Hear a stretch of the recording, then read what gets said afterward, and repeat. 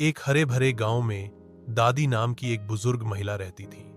उनके साथ उनकी सबसे प्यारी और नटखट साथी थी, एक सफेद बकरी, जिसे सब बकरी कहकर ही बुलाते थे। बकरी बहुत चंचल और शरारती थी।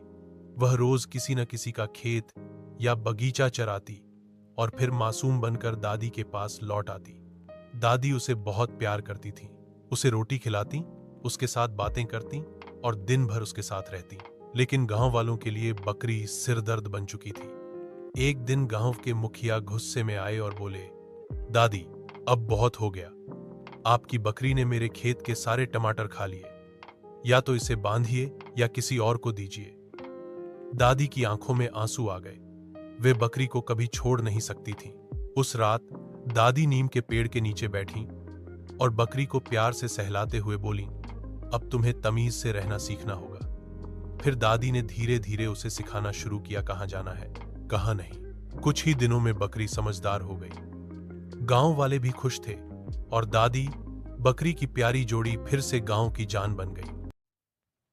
एक हरे भरे गांव में दादी नाम की एक बुजुर्ग महिला रहती थी। उनके साथ उनकी सबसे प्यारी और नटखट साथी थी, एक सफेद बकरी, जिसे सब बकरी कहकर ही बुलाते थे। बकरी बहुत चंचल और शरारती थी। वह रोज किसी न किसी का खेत या बगीचा चराती और फिर मासूम बनकर दादी के पास लौट आती। दादी उसे बहुत प्यार करती थी, उसे रोटी खिलाती, उसके साथ बातें करती और दिन भर उसके साथ रहती। लेकिन गांव वालों के लिए बकरी सिरदर्द बन चुकी थी। एक दिन गांव के मुखिया गुस्से में आए और बोले, दादी, अब बहुत हो गया। आपकी बकरी ने मेरे खेत के सारे टमाटर खा लिए। या तो इसे बांधिए या किसी और को दीजिए। दादी की आंखों में आंसू आ गए।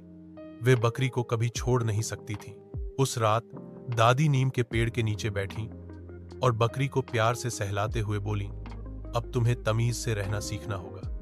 फिर दादी ने धीरे धीरे उसे सिखाना शुरू किया, कहाँ जाना है, कहाँ नहीं। कुछ ही दिनों में बकरी समझदार हो गई।